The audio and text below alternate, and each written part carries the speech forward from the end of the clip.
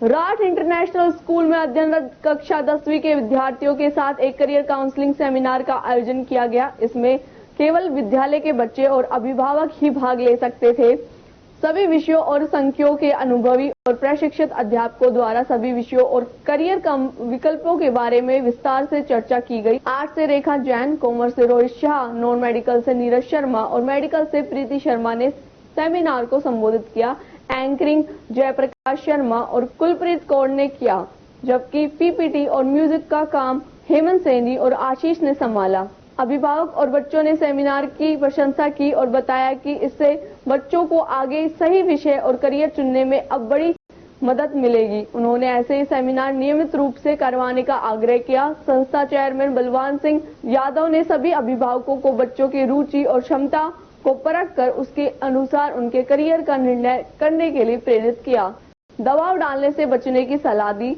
प्रधानाचार्य प्रदीप सैनी ने सभी उपस्थित अभिभावकों को धन्यवाद देकर शुभकामनाएं दी। इस अवसर पर वाइस प्रिंसिपल निशा यादव, कोऑर्डिनेटर पूजा तिवारी, परमीला मालिक और समस्त अध्यापक मौजूद रहे।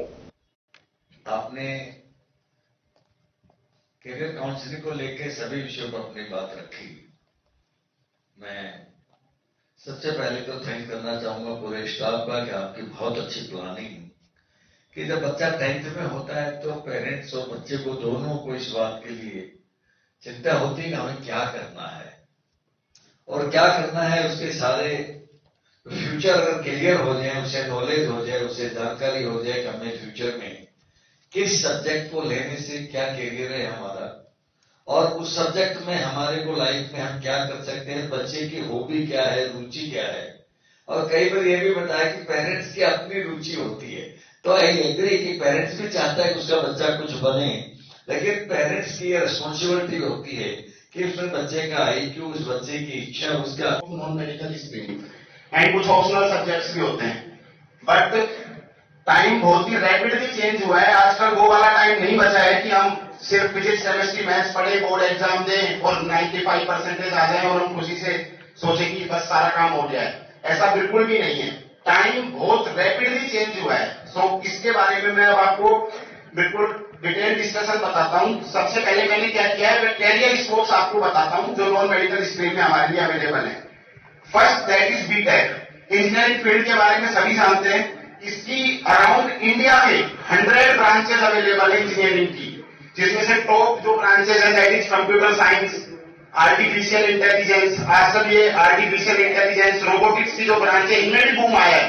इनके अलावा मैं आपको बताना चाहूं, इसमें जो मेन ब्रांचेस हैं, electrical engineering, civil engineering, mechanical engineering, ये कुछ और भी बहुत ही रेप्यूटेड ब्रांचेस हैं।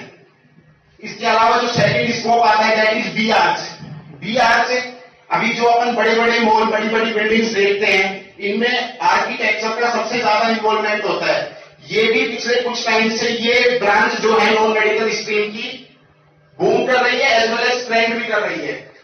उसके बाद BSc जो हर बच्चे के माइंड में यहाँ पे बैठे हुए के दिमाग में ये सबसे पहले पॉइंट है कि अगर हमें मेडिकल स्ट्रीम में जाना है, अगर हमें डॉक्टर बनना है, तो फॉर श्योर हमें ये 3 सब्जेक्ट ऑप्ट करने होंगे, that is physics, chemistry and biology. अभी यहाँ पे मैं आपको एक छोटी सी बात बता दूं। रिसेंट में जैसे नीरज सर ने आपको काफी अच्छा एक्सप्लेनेशन दिया IIT के बारे में, तो एक डर हमारे मन में जो आया वो ये आया होगा कि जो IIT के लिए एडवांस का एग्जाम होता है उसके लिए ओनली 2 अटेम्प्ट होते हैं।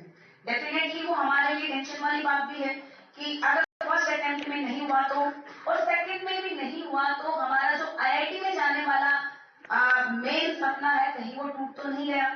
अब उसी पॉइंट के ऊपर मैं कहा नॉन मेडिकल के ऊपर वो ये बेनिफिट है कि नीट एग्जाम के लिए आपकी कोई एज डिसाइडेड नहीं है, कोई एज का क्राइटेरिया नहीं है, कोई अटेम्प्ट नहीं है। आप जितने चाहें उतनी बार आप नीट का एग्जाम क्रैक करने के लिए आप अपीयर हो सकते हैं। आपका फर्स्ट टाइम नहीं हुआ, सेकंड टाइम नहीं हुआ, थर्ड टाइम नहीं हुआ, ऑब्वियसली बहुत सारे बच्चे ये सोच रहे होंगे कि मैंने सारी जिंदगी नीट के लिए थोड़ी ना तैयारी करते रहेंगे कि हम 5 बार तक नीट का